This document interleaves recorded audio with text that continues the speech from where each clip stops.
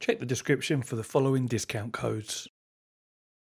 Something very different and very new in today's video review. Cooler Master have entered the sim racing space, and what we're going to be looking at today is their top of the range Dyn X dynamic racing cockpit.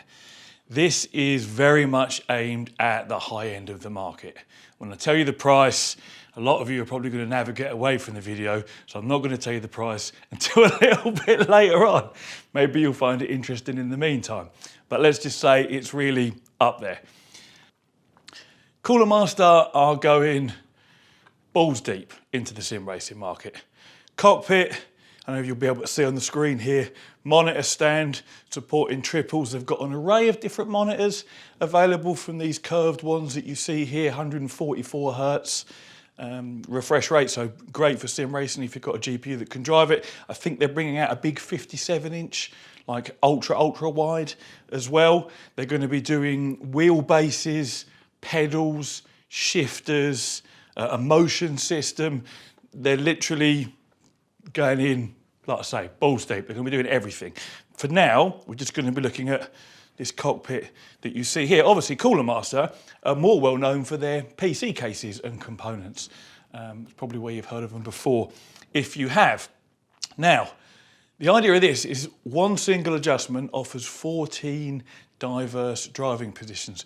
The way this operates is we can tilt the entire assembly. I don't yet know how it works. I can see on here we've got the positions. I'm guessing there's going to be perhaps a pin or something we pull out. We'll find out once I get it assembled. It lists some of those driving positions somewhere on here. Yeah, so a wide range of racing styles such as Formula, GT, NASCAR, Rally, Trophy Truck, and more. And the idea is it's very simple to be able to change between all 14 positions, and it's supposed to be very rigid and very solid, so not compromising on that side of things for these adjustable driving positions, which is something we saw with that track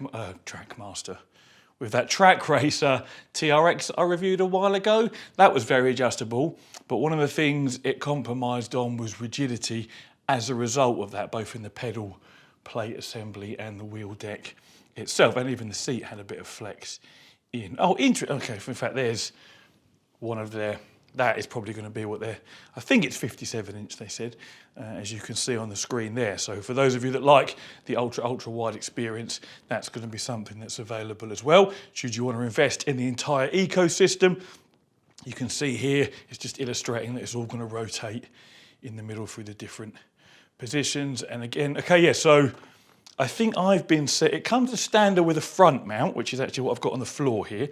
Let's have a little peek at that. Now, the only thing I'm going to say about this, I have slight concerns that we may get some flex, because this looks to be about 5 mil in thickness, I would say. I don't really know if that's thick enough. Those of you with other high-end cockpits, you know, typical aluminium profile ones, I'm fairly certain these are often near a 10 mil in thickness, but we shall see once it's installed. Again, this is just my preliminary sort of impression of what we've got here. I may be wrong, but you know, what we've got here is essentially just, you know, one surface with a big hole in the middle, obviously. There's no other structural sort of support, so I think we might get some in the middle, but we shall see. And they are, what they said to me was, Cole, if you've got any feedback, you know, feed it back to us, and if our design team or our engineer team feel it necessary, we can make changes. So that's just one of my first sort of thoughts and concerns, is that doesn't seem particularly thick, but we shall see. But yeah, that's the front mount. There's also side mount options available for Fanatic, and then there is like a base plate or tray for your more generic wheelbases, your Logitech, your Thrustmaster, that will just bolt in from underneath using M6 bolts. So they're catering, even though it's a very high-end cockpit, they are catering for all sort of levels of sim racing hardware. Because in fairness, one of the best things you can do if you know you're going to be into the hobby, which I suppose no one ever really does in the beginning, but one of the best things you can do is buy a good cockpit, because that affects your whole racing experience, and then you can always upgrade everything else later, knowing you've got a good solid base to begin with. The GT Amiga Prime Lite is a perfect example of something I would recommend to people. You know, it's only sort of 350 notes, give or take, without a seat, and you may never need to change it. You know, the full-size Prime is like 570, I think, and again, it's probably more than most people need. But getting yourself a good cockpit is a good base.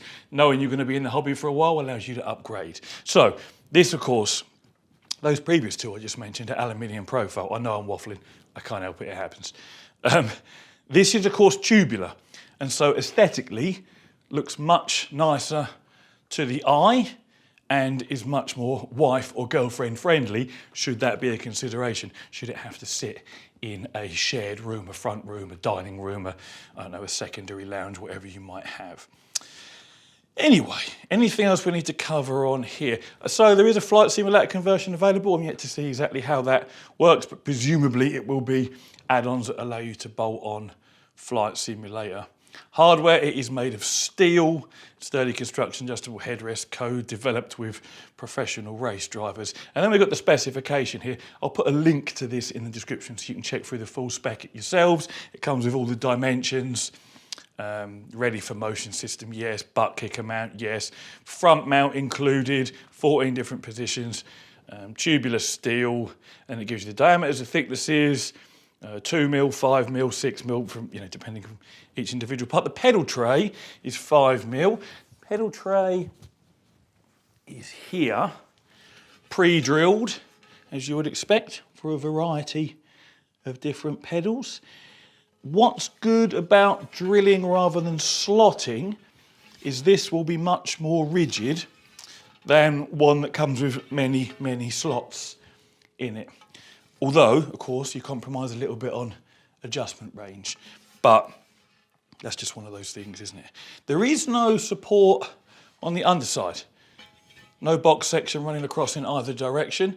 The only rigidity for this is the thickness of the material itself, 5 mil, and the fact that it is, of course, 90 degreed at each corner and around the sides to prevent flex. So this could perhaps see a tiny bit of flex, but I imagine it probably won't under normal use, because you've got your first row of bolt holes at the bottom here, so you would put your pedals as close to this leading edge as possible, and then your outer two pedals are going to be relatively close to the sides.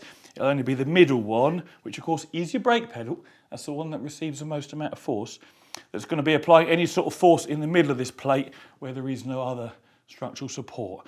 But it is 5 mil thick. The plate itself isn't huge, so I don't think we're going to see much, if anything, in the middle there. But we shall see. That's what these reviews are all about. Now, anything else we need to mention? It lists through the different mounting positions for your wheel, front and side mounts, for example. Adjustment, up and down, tilt, degrees of adjustment for the tray mount. The tray can slide forwards and backwards, tilt up and down. Seat can slide forwards and backwards, tilt up and down. Number of tilt positions is 14. What else have we got here? The seat itself is a fiberglass reinforced plastic, FRP. Now, I'm sure when I spoke to Adam from Cooler Master, he said this, incidentally, you may notice I'm not picking up the frame and taking it to the camera.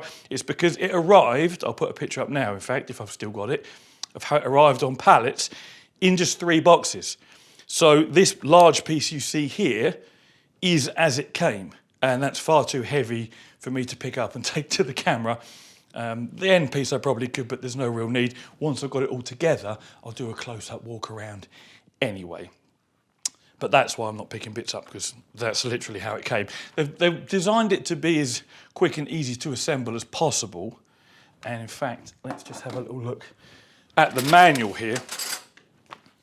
And when I see the parts, I thought, oh, there's only a couple of bits. Ain't going to take no time to put together. And then I see the first picture inside the manual here and realise there's actually quite a few more. Oh, I think they might be a bit blown out, but quite a few more parts to put together than what I initially thought. But from what I've looked through in the manual so far, it looks fairly clear and concise and easy to understand. One thing that I am super impressed with is the toolkit they have given us. This is ridiculous. This is like a full set of ratchet spanners. This is not your typical sim racing toolkit. I mean, whilst they're not, what are they? Duratech. Never heard of the brand, but this is, this is an actual ratchet spanner. The ratchet mechanism feels fairly solid, and we've got angle adjustment there as well. This is not something I've seen before. Decent size Allen keys, and Allen keys with like a ball on the end, which allows you to get in those awkward sort of angles. So over and above with the toolkit provided. And I'm assuming this is what it comes with, because I was told this is a full retail package. It's only on loan to me, by the way. I think this is also the only one in the UK at the moment. So once I finish this review, it's got to go back to Cooler Master to go off to either other reviewers, or I think it had previously been at a show a few weeks ago. But yeah, what a toolkit. If that's what you get, well, in fairness, the price this costs, you want to get this. Anyway, I think that's most things. Again, we'll do a close-up walk around of everything. Oh, I suppose there's you can change the headrest covers on the seat and the cushion covers as well. Personally, I think these blue and red ones look a bit pants. I'd rather just stick with the black that's already on there. And the seat material is a synthetic Alcantara or suede, I believe. So whatever that actually is, I don't know. Now, other things on the floor, bag of nuts and bolts and screws, some feet, corner brackets, cardboard box over there with some other bits and bobs in, because I think I've been sent some optional mounts. I haven't got everything out on the floor yet because I don't yet know what I need, and I don't want to make life hard for myself whilst I put it together. And put it together is what I shall do now. Enough of the waffling. Let's get this thrown together, then we'll do a walk around, then we'll throw some sim racing equipment on it, and we shall test it out.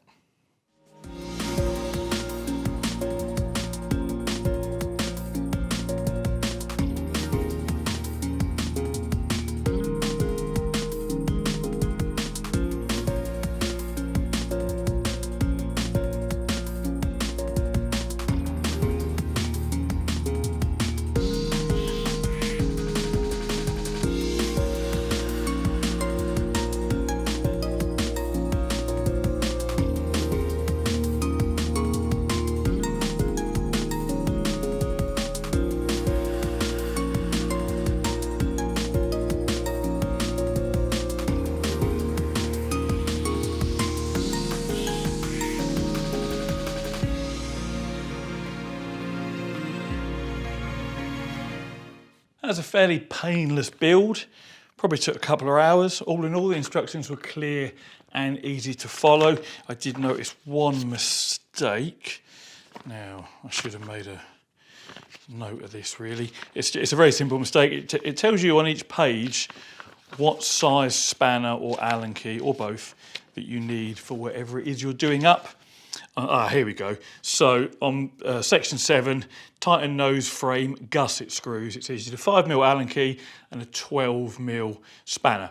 You actually need a 13mm spanner. So Cooler Master, when you watch this, section 7, 12mm should say 13mm, or at least for the nuts and bolts that came with this particular cockpit.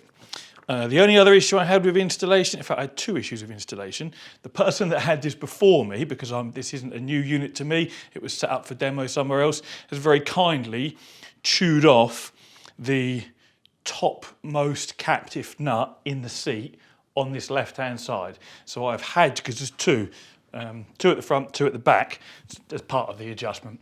So I've had to use the lower hole at the front on the other side of the seat. Again, Cooler Master, just so you know, whoever it was had it before me, it wasn't me. That is an interesting point though, with like a fiberglass seat with captive nuts inbuilt into the seat assembly, you must be careful not to over tighten them. The bolts themselves, I think, were M8, so they're a reasonable sized thread, and you have a reasonable sized Allen key. Be easy to do if you're not used to assembling things and you're not aware of torque limitations for particular materials. So something to be aware of. The final issue I had with installation was the pedal tray. And I'll do a close-up of this when I do a little walk around in a second. Basically, this pedal tray, it slides in using like a T-nut system. So similar to your aluminium profile cockpit, on either side of this tray, there are T-nuts. And they slide into these rails that are either side here. Slide in and you do the bolts up from the underside here. Now, the two frontmost ones, slotted in, fine, didn't hurt my fingers. You know, maybe a ½ mil or a mil of clearance, which then nipped up nicely with the Allen key. At the rear here, the gap is much, much bigger, maybe 5 mil either side.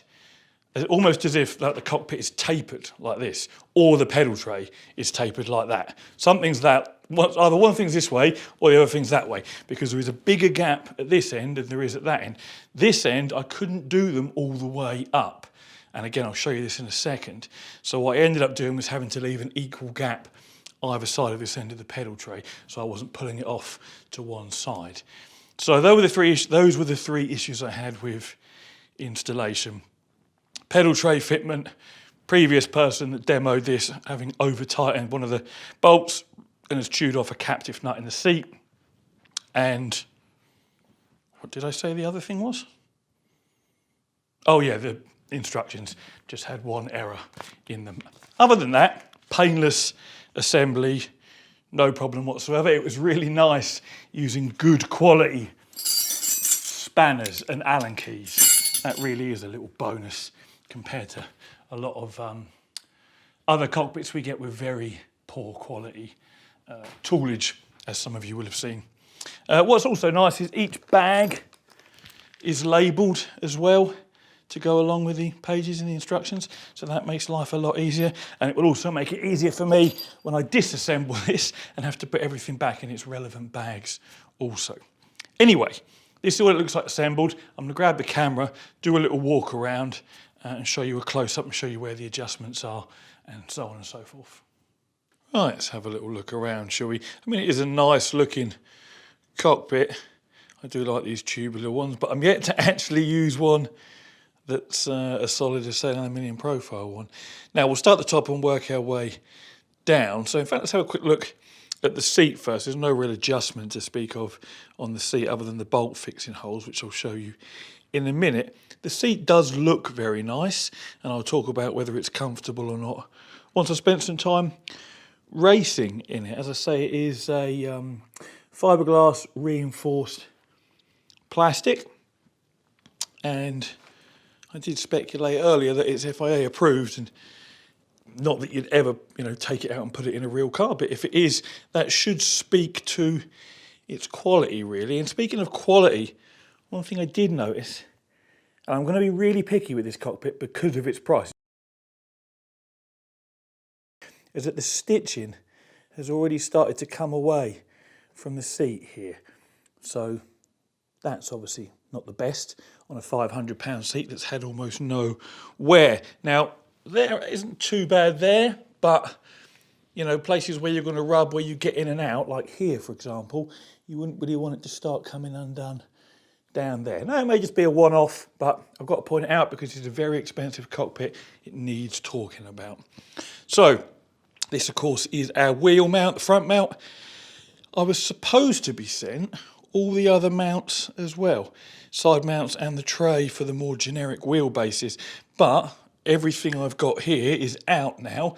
There's a butt kicker mount sat on the floor there. Aside from that, everything is out, so I don't have any other mounts, so we're going to have to hope that my Acertec wheelbases fit in this front mount. But adjustment wise, they're in a rail either side, here and here, so it can slide backwards and forwards. I've sort of nipped these up a little bit so I can't move it, otherwise it would flop down as well. And then there's 1, 2, 3 curved slots there, 1, 2, 3 bolt holes here to give you angle adjustment as well. So you can pretty much put that wherever you want, a good range of adjustment there. Now, coming down to the pedal tray, obviously we've covered the many bolt holes in it already. This is also on rails, just like your wheel deck is. And there's these brackets here, there's 4 of those. You can see the other one at that end just poking up the top there of its holes on display. They would allow you to position this tray however you want. You can hang it low, you can put it high, you can put it angled that way or that way. However you want, you can do it, and obviously slide it forwards and backwards within those rails. Now, when I mentioned previously about it not being evenly spaced at the rear and the front, the rear, where this plate is here, is however thick that is, a couple of mil thick. So they give you a spacer washer at the front here of equal thickness, 2 mil. Now, if you listen and see, that it's not focusing, it's focusing on this bloody nut. Let's try and get it in focus. But this washer here is loose, and the same on the other side, over here. You'll hear it even though you can't see it. This is what I was talking about. There's the gap here and the other side over there is too big. At the back there, or the front you might call it in actual fact, the thickness of that plate is perfect. And when I slotted it all together, I only had to do up like a couple of turns and it nipped up lovely.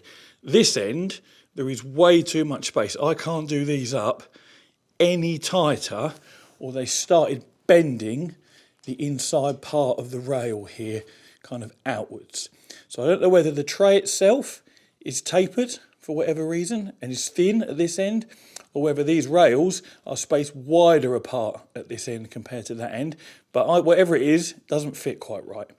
So there may be some up and down movement in this under load because it isn't cinched down here and here like it should be. We shall see. What else have we got? So, yeah, the seat itself, pre-drilled holes here, slots drilled and cut out. Here, there is 2 holes for the bolt, one that is in and one just below it, you can see there. And at the front here, there is the one that it's in, and then there is one, it's kind of obscured at the moment by this plate, but there's another one just above it. And it's that hole on the other side of the seat that's been threaded out by the previous person that had this rig for testing. So again, just a word of warning there to be careful. So aside from you've got your height and your tilt adjustment for the seat, this also slides forwards and backwards. Now, it can't be left like that. It's just in these slots here. You have to do the bolts up once you get it where you want it. But it is compatible with your standard Sparco seat runners. So you could fit runners, you know, and have a bar here that you would lift up and slide your seat forwards and backwards if you need that type of adjustment, you know, if you swap seats with another driver regularly. So aside from that, there is no other adjustment. So you've got your angle and slide for the wheel deck, various angle adjustments and slide for the pedal tray. Again, these have to be then done up tightly. It's not something you can do quickly. And the same currently for the seat. You put it where you want, you do everything up. Now I will show you how the whole thing tilts in just a second. I'll need to put the camera on its tripod for that. But this is where it gets a little disappointing. You see all these holes here, and in the background there also, they are what allow for the whole thing to adjust its angle. And as you can see, there is a bolt in the top here. There's actually 4 of them in total. Here's the other 3, and a big fat Allen key to use with them. There is no quick release mechanism for this. To adjust the whole thing for the different driving positions, Formula GT, truck, etc., you have to undo these 4 massive bolts. They're not hugely long, but it takes time. You know, with the old track racer TRX, there was like a little sprung, like, it's not a thumb screw, it's like a sprung dowel that you would just grab, pull it out, lift it up or down, pop it back in the next hole. That is what I assumed we'd have for this, but we do not. So that is a little disappointing. Anyway, I want to put this back on the tripod and then I will show you the range of adjustment for the different driving positions by removing that last bolt that I've just left in finger tight. Yeah, so let's get this last bolt out. You can kind of like take the weight of this frame section here and then just whip it out. So now it's completely free to rotate. And if I was to bring the seat back, the weight would make it want to sink down. And if I was to slide the seat forward, it will actually kind of stay sort of loosely balanced. Actually, it's slightly favouring forward. But anyway, so here, you could put it all the way up like that. That's as far as it goes in that direction. But of course, realistically, you're going to go backwards for, you know, formula position in reality. So let's put this all the way down to the lowest 2 holes, which is that there. So that is your full range of adjustment, and then you have to put these 4 bolts back in and do them up, and that is where I think they've missed a trick. There should be sprung quick release dowels that you just pop, even if they had 2 each side. I mean, actually that would be a bit, no, 2 would be okay. One each side, sorry, would be okay. You'd be difficult to have 4 because you'd pull out 2 and then you'd let go and they'd pop straight back in again. So you'd only be able to realistically have 1 aside unless they worked as a pair. So there was 4 dowels, 2 each side, but just like 1 head on the dowel that you pull out, that would work also. But yeah, there's your range of motion, and it is very smooth. It is gas strut assisted to help take the weight. Obviously your seat wouldn't normally slide around like this. I haven't bolted it in position yet for 2 reasons. 1, I wanted to show you how it slides, and 2, I don't yet know where I want it for my driving position. But yeah, so it is a lovely smooth operation. The gas struts do make a difference. And I mean, you would never sit like that. This is the other thing. Without being able to quickly adjust the seat angle, which is something you could do on the TRX to a certain extent, the whole thing becomes a little impractical from an adjustment point of view. You know, its selling point is 14 positions of adjustment, which is these 14 holes at the back here.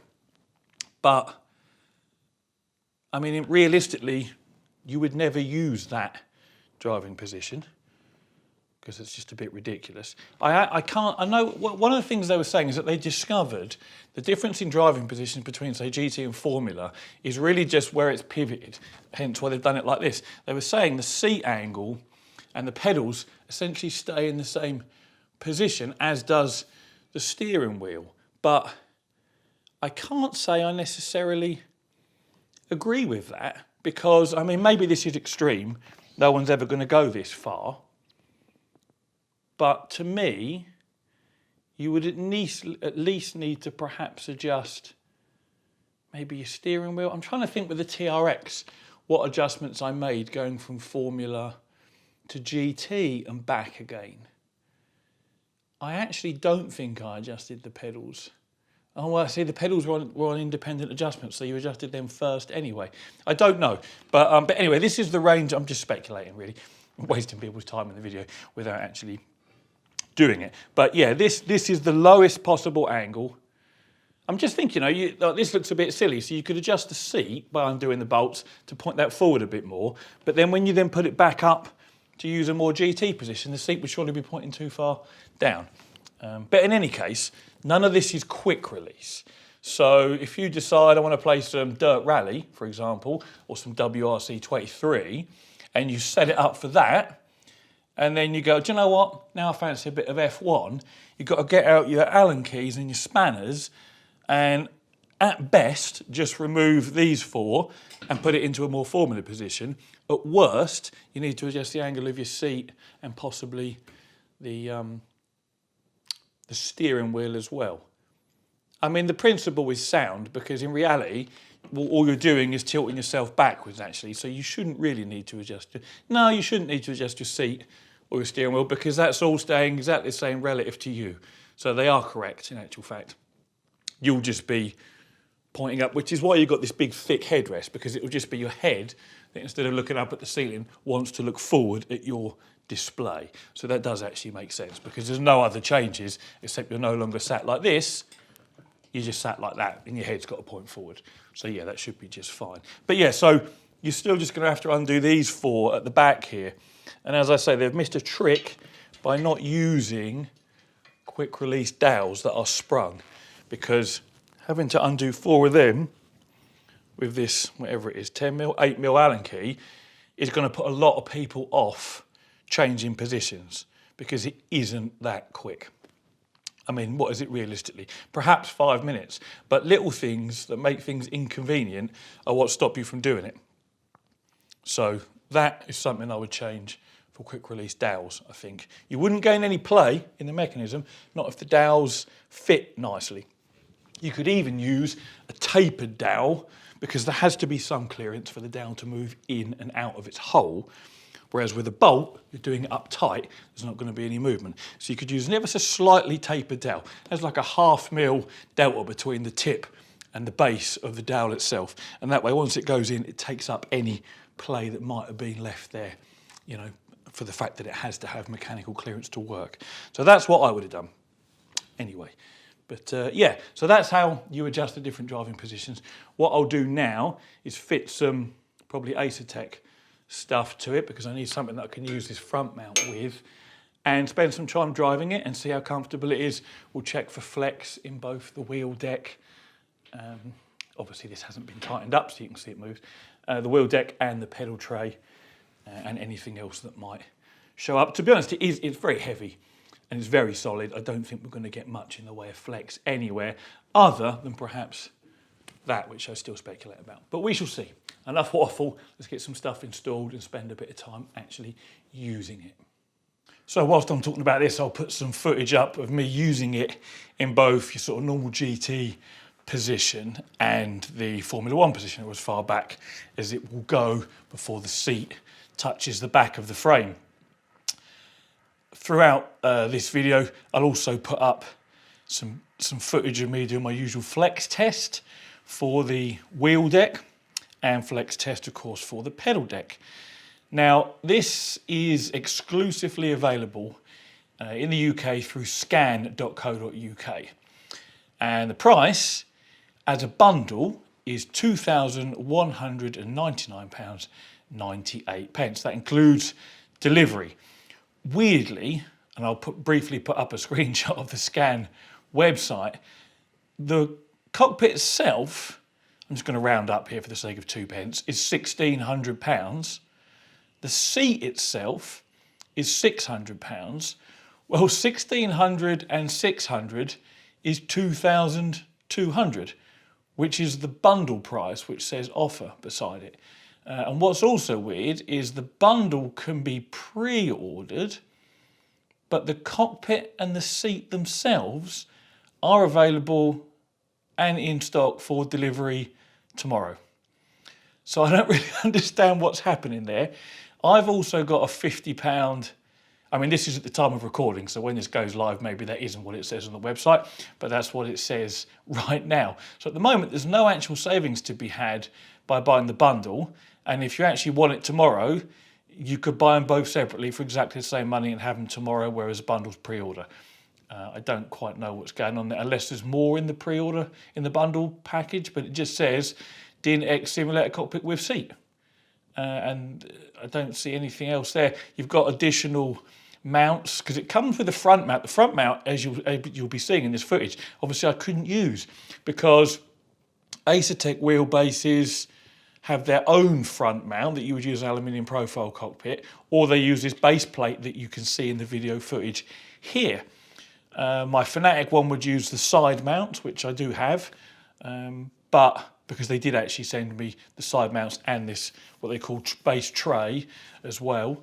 But yeah, so I've had to use the tray, which is fine. As far as I can tell, in use, I can't really see or feel any flex at all. Now, if we actually put up my dedicated flex test footage, you'll see that I can make it move. Now, I don't think it's the tray itself. I think it's maybe the whole sort of front section where it is kind of dangling from its pivot point. You know, it's tubular, there's reinforcements you know, around the radiuses, but if I push hard enough, you can see that I can make it move. I think it's the whole front end moving. I don't think it's just the tray mount. But I mean, I haven't looked at the footage yet because I'm still sat here in the cockpit, sort of shooting the video now. So I'll have a look later when I edit it. And then if we flick over to the pedal tray flex test, I can't see any pedal tray flex from being sat here in the seat, and I certainly can't feel any. So that's really good. And this is using the Acertech pedals, which have a rock hard brake pedal with almost no travel. So no complaints there. Oh, the only weird thing about the pedal tray is that in spite of it being pre-drilled with like 1,000 holes, I actually couldn't find any that matched up to the Acertech pedals that you see on here. So you're going to be wondering how I've managed it. Well, just by coincidence, the Acertech pedals happen to have, what, 2, 4, 6, there's like 6 random holes that run through the sort of middle section of the pedal plate, so to speak, on the pedals themselves. And 2 of those just happen to line up with some of the holes in the pedal tray on this cockpit, and then one of the front mounting points of the pedals lines up with a hole as well. So they're kind of secured only on the right hand side of the pedals themselves, which isn't the best, but it's the best I could do. I tried fitting my Fanatic pedals, and the bolt holes for those didn't line up either. To be specific, Fanatic CSL pedals, load cell ones, because they've got a really heavy load cell. But I couldn't get them to match up bolt hole wise either. So I'm not quite sure what's going on there, because there's an awful lot of holes pre-drilled. I couldn't actually use any of them, or I couldn't find any that matched the pedals that I had here. So weird. But nonetheless, there's pedals on here, obviously. So yeah, I couldn't see any flex in the pedal tray. I couldn't feel any.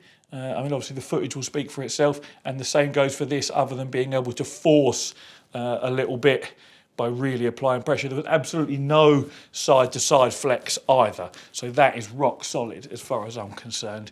Certainly in use, and to the point where you would never apply as much force as what I was applying to get it to move a little bit. It may even be that the whole rig is just dipping in the carpet a touch, because we are on carpet here. So that's really good. What else? I showed you the way you adjust this before. Now I fed back to Cooler Master the inconvenience of having to undo 4 bolts at the back here to be able to move this up and down.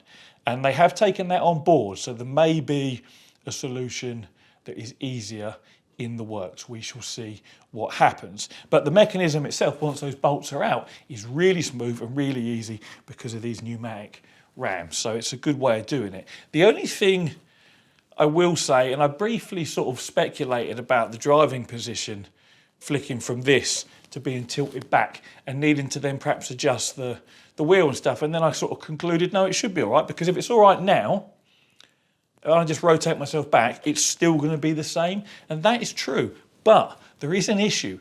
When you saw me driving in the Formula One position, or if I haven't put it up, I'll put it up now, the bottom of the wheelbase, in fact, I probably already put it up so you can pay attention to this, the bottom of the wheelbase here obviously raises up. Now the issue with that is it then covers part of your display, your TV, your monitor, whatever it is you might be using to, race your sim on. And I was then unable to see my speedo, my rev counter, what gear I'm in, or any of the other information that would normally be on the dashboard, in the middle, because the wheelbase, so at the moment in this position, the top of the steering wheel is higher than the back of the base. When you took it back in F1, the back of the base actually sits higher than what the top of the wheel does and obscures your display. Now that's going to be better or worse depending on what size display you have, because obviously the displays are not attached to the rig, so they don't tilt with it. And the monitor stand that they've got coming doesn't attach to the rig either, it is floor standing. And because it is quite an extreme adjustment from I'm almost all the way up, to what I went, which was almost all the way down. I think there was 1 or 2 bolt holes left to go. It does totally, block a portion of your display off. Not only the back of the wheelbase, but the steering wheel, itself, because everything just yoinks up a little bit.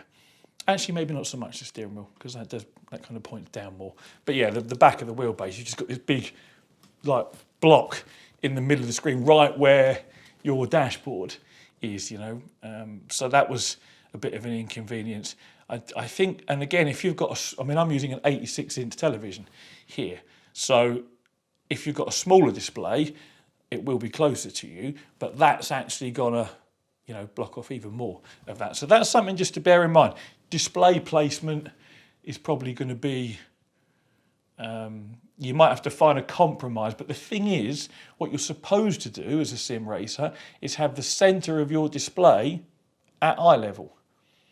That's how you're supposed to do it. And then based on the distance you are from the screen, you would set your field of view calculated so that the image you see of the inside of your car, whether you be on single screen or triple screens, is the correct size for the distance you are from that display and the size of the display. So you can't really move things around too much, or things are going to be a little bit off, or you may even lose, if you raise that display up, for example, so it's not being blocked by the wheelbase, in theory, you would keep your same eye center line position. So by moving the display up, you actually lose some of what you would see at the bottom of the screen. So like your LCD dash, for example, would start to disappear the higher the screen goes, because otherwise you're going to be, if you actually you kept the image the same and just moved it up, what you would have is your steering wheel here, and then your dashboard's like up here, which of course is not realistic at all. So interesting things to note about having a cockpit that rotates on its axis like this to change from GT to Formula. One of the things that you might not have thought about, and you'll need to when it comes to your displays.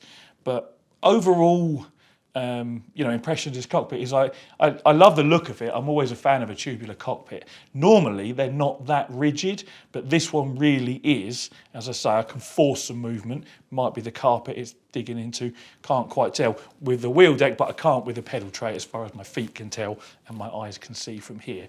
As I say, you might see differently from the side. The seat, now this is an interesting point. This seat is a £600 seat. If you buy it independently. So it's a very expensive seat. The issue with making a bucket seat like this is it needs to be one size fits all. And you can't really have a one size fits all seat unless you make it big, because there's no point making it to fit someone who is a slight slender build and then who weighs maybe, 150 pounds, or let's talk in kilos. I don't know why I'm talking in pounds. I don't know anything about pounds. Let's talk kilos, that weighs 60 kilos, and is 5'7" or 8. And then you get a guy that's 6'4" and weighs 120 kilos. He isn't going to fit in the seat. Now, for me, this seat is actually too small. So I am a hair under 6 foot, and my weight is 14 stone, which is about 85 kilos, 86 kilos, something like that. But more importantly, it's about width. It's not so much the weight. The issue, I'm a 32 to 34 inch waist, and this is too tight around my hips. It isn't comfortable. What's worse is it's too tight across my back. For me, my back isn't actually resting against the back of the seat because my shoulders are preventing me from going all the way back. If I actually want to rest on the back of the seat, I need to bring my shoulders in like this. Now my back is on the back of the seat, and this headrest you only really use in Formula position, because otherwise it forces your head forward like this. So yeah, for me to sit in the seat, I've now got to bring my shoulders in, which is not comfortable, and I'd be driving like that. In a normal driving position, you see I've just come forward. That's now my sort of mid-back lats pressed against the sides of the seat here. So for me, this seat is not comfortable. I would need something slightly bigger. But again, this is the issue with, and that's accentuated by me trying to open my arms out like this. Again, I'm sort of pushing myself out of the seat, whereas I need to be, tucked in, and that's not comfortable at all.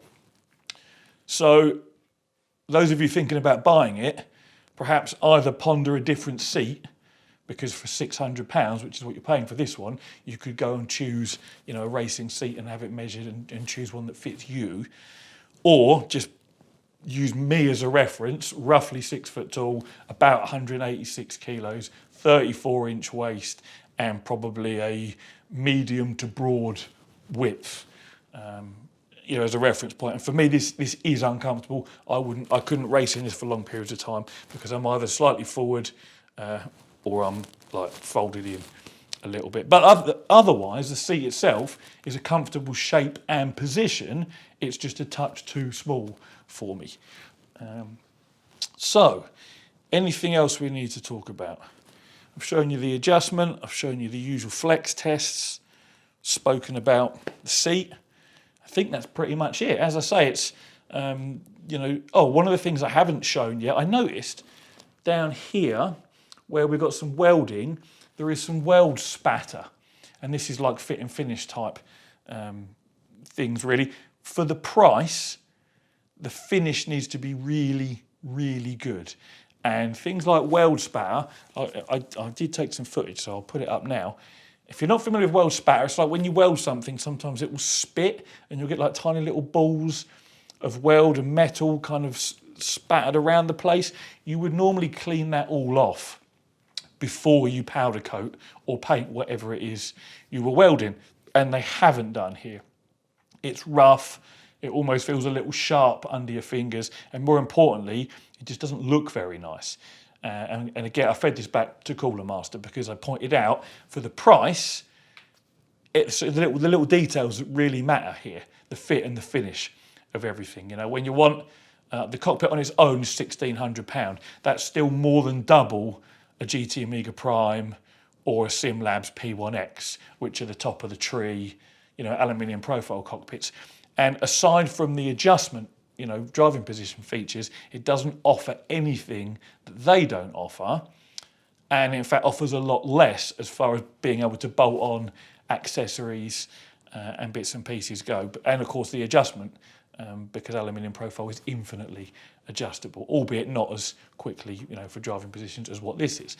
But you know, you're looking at those between sort of £500 and £700 for the cockpits on their own, whereas this is £1,600 for the cockpit on its own. So things like weld spatter really shouldn't be a thing, and it isn't just there, it's in a few different places. But I fed that back to them. That's only a case of, you know, quality control, speaking to whoever it is they have assemble these and do the welding, and say, make sure you tidy up after yourselves, Mr. Welder, Mr. Fabricator, before it then goes to the powder coaters.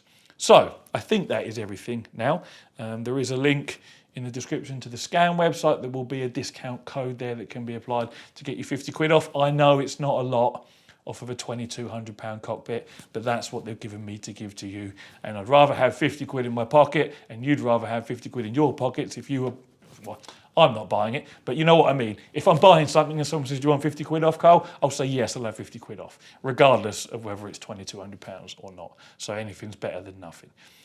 Anyway, I think that's pretty much it. Shift amount, there's no, where's my keyboard? Over there. There's no shift amount. And I don't think there was one on the Scan website either.